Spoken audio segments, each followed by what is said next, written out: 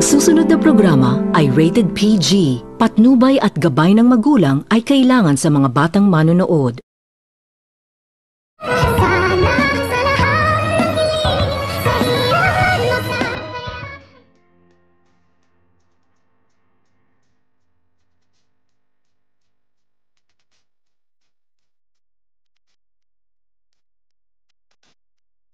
Labis-labis na itong ikinatuwa ni Annalyn dahil nabuo na ang kanilang pamilya at nadagdagan pa ito ng kapatid itong si Annalyn sa kadahilanan. Pagmasdan nito ni Annalyn ang kanyang ama at ang kanyang ina at hawak-hawak nito ng kanyang ama ang kanyang kapatid ay dito agad naman din itong nilapitan ni Annalyn ang kanyang ama at sinabihan nito ni Annalyn na ang saya-saya umano nito ni Annalyn dahil natupad na umano ang kanyang mga pangarap sa buhay na mabuo ang kanyang pamilya at hindi lang umano nakapiling ni Annalyn niyang ama dahil binayayaan pa umano ito ng isang kapatid kung kaya't agad naman din nitong niyakap ni Annalyn ang kanyang ama at ang kanyang kapatid at dito nang makita naman din ito ni Lynette ang kanyang anak na itong si Annalyn ay labis-labis naman din itong natutuwa kung kaya't dali-dali naman din itong nilapitan ni Lynette ang kanyang anak na itong si Annalyn at ang kanyang asawa na itong si Dr. Tanyag at ang kanilang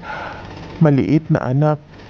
At agad naman din itong pinasasalamatan ni Lynette ang kanyang anak na itong si Annalyn na naintindihan umano nito ni Annalyn na kahit matanda na umano itong si Lynette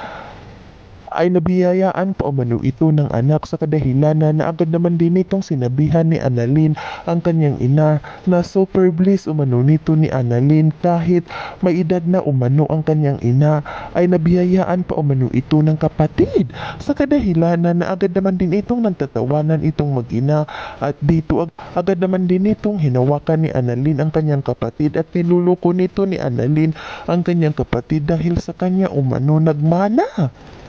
At dito agad naman din itong sinagot ni Lynette ang kanyang anak na siyempre sa kanya talaga umano magmamana dahil magkapatid umano silang dalawa at hindi naman umano ito magmamana sa ibang tao dahil hindi naman umano nito kadugo ng kanyang kapatid. Habang nagtatawanan itong dalawa ay bigla na naman din itong naaalala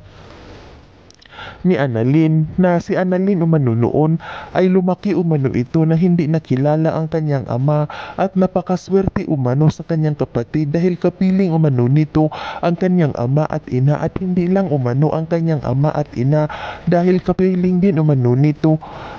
ang kanyang ate na itong Annalyn at nagsalita itong si Annalyn na hindi umano nito pababayaan ni Annalyn ang kanyang kapatid. Yan ay ating aabangan sa susunod pa na pangyayari sa kaganapang ito ng abot kamay na pangarap. Huwag mong kalimutang isubscribe at i-hit ang notification bell ng aking channel.